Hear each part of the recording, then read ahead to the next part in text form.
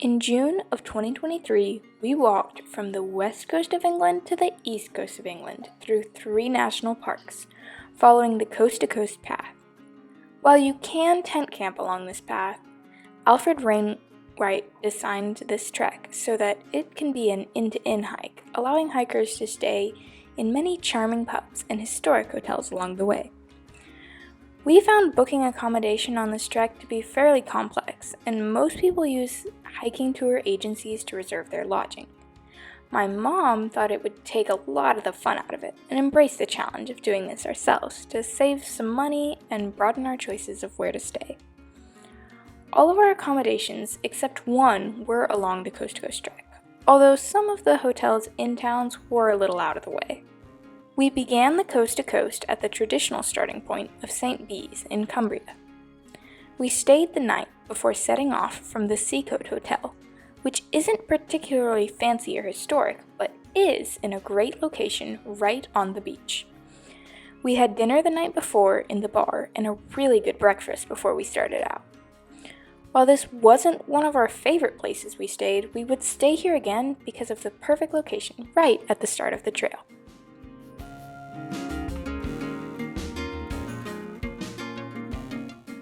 Our morning walk on day 1 was about 9 miles through farms along the Irish Sea and through a large park on the outskirts of Whitehaven. The first village we entered was Cleator, where we stopped in the Cleator family store for meat pies. These are large, and 2 were enough for the 3 of us, which was a good thing because we got the last ones at a little after 1 o'clock. In the afternoon, we made a gradual climb with a steep descent and then a roadside section to finish up the day's 15.5 miles in Innerdale Bridge at the Fox and Hounds pub. This high-character pub had everything we needed for the night, with a basic private room, a hot shower, and a great meal. The pub was filled with locals for dinner, so dinner reservations are probably a good idea here.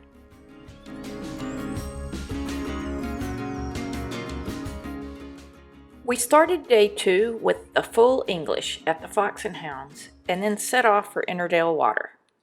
After a little over a mile of paths getting out of town, we walked about 3 miles along the rocky edge of this stunning lake before trekking for another 3 along a dirt road with a slight incline. Then we got to the good stuff. About 7 miles into the day, we entered the heart of the Lakes District, and the views were absolutely incredible. We were blessed with perfect weather, and the sheep were all out to greet us. At about 9 miles, we arrived at the Black Sail Youth Hostel, which has bathrooms and some snacks and drinks at the Honesty Box. Even if you don't need anything, everyone stops here for a rest and to enjoy the incredible views. It's a coast-to-coast tradition. We were famished at this point, so we had some snacks from our packs and also bought some here. This was the first stop where we were able to visit with a number of other coast-to-coast hikers, many of which we'd see and chat with for the rest of our trip.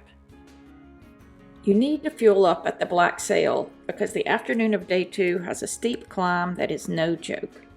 It's made easier by the unbelievable views and the company of sheep, and each other, of course.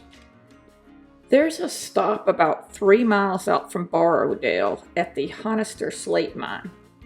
This place has a nice cafe and clean bathrooms. The descent was pretty steep, so our thighs were happy for this break, and so were those of a lot of other hikers. The walk to Borrowdale or Rothswaite, we never figured out the difference. From the mine was a pretty easy downhill. In Borrowdale, we stayed at the Royal Oak Hotel, which has a fancy restaurant. The restaurant was fully booked and we weren't feeling fancy anyway, so we ate at the Riverside Bar next door. This place was lively inside, but peaceful outside, and the food was good. It was also our only option, so we're glad we liked it.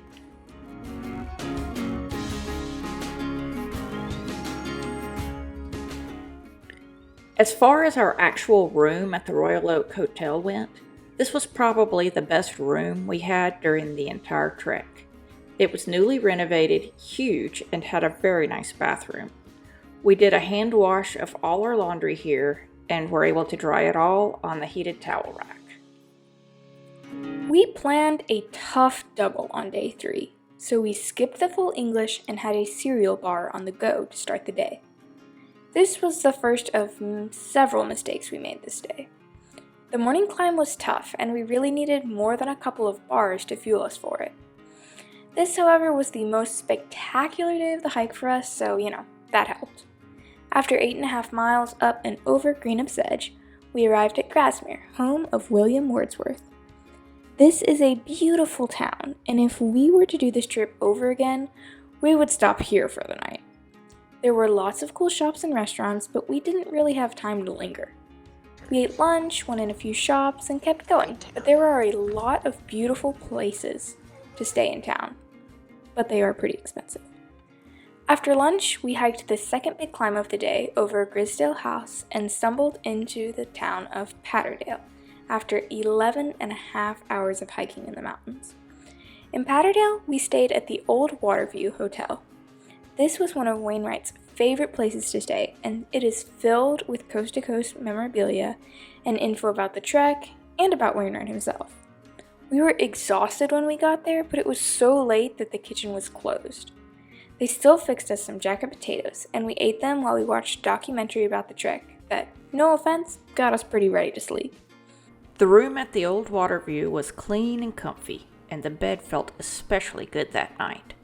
We would stay in this spot again. We started day 4 with the Old Waterview's full English and set off for the tallest point on the trek. The long day 3 left us tired, and I don't think we ate enough that day either. This was the day that we paid the price. The 5 miles up to Kidsby Pike were fairly gradual and staggeringly beautiful, but the way down was very steep. We personally saw 2 people get seriously injured on the descent, so take your time and be careful. I don't think it was too dangerous, but you need to pay attention to your footing. We stopped for a mid-morning picnic partway down in a spot with some convenient rocks to sit on. After about 8 miles, the path turned into rolling hills around a beautiful lake, but the path was a tough one. Day 4's path doesn't pass anywhere where you can buy food, so you need to bring it with you. We ordered packed lunches from the Old Waterview, and they were good and enough food for 2 meal stops along the way. At about 15 miles, we passed Shap Abbey. This was something I had really been looking forward to, but I was really too tired to enjoy it. At this point, I was absolutely exhausted. It was then another mile into Shap, which is a lovely mountainside town. In Shap, we stayed at the Greyhound Hotel. By the time we got there, all of us were exhausted. We had hiked 32 miles over the mountains in 2 days. But we weren't too exhausted to appreciate this restored inn from 1680 that was oozing character just the way we like it. We couldn't get a triple room here, but that was the only negative. This place was another favorite. And hey, it was steak night, so you can't beat that.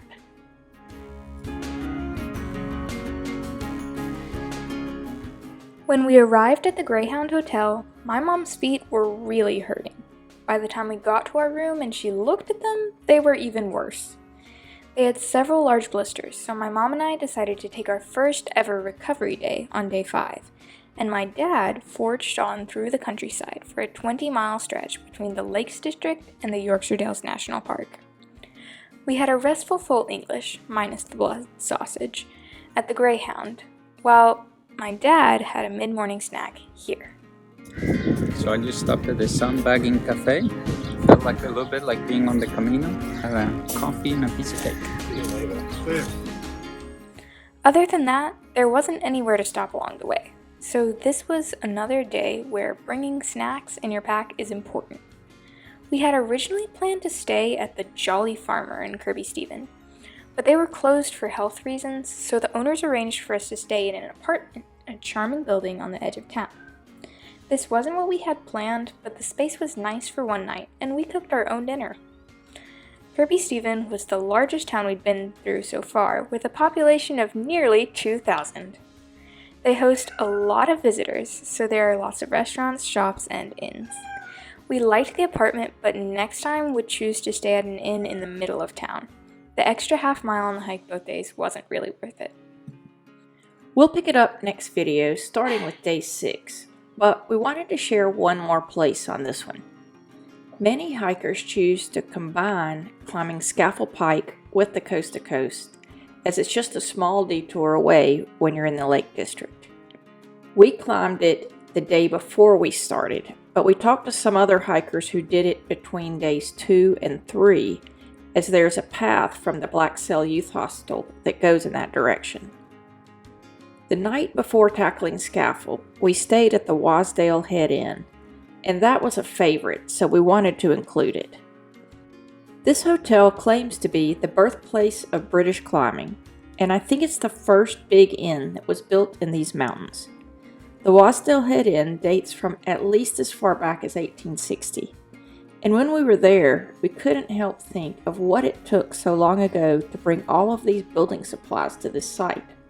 We had trouble even getting there in our car. Our room for 3 was in an outer building, but we ate 2 meals, breakfast and lunch, in the main hotel. The full English breakfast was one of the best we had, and lunch at Ritson's bar was delicious.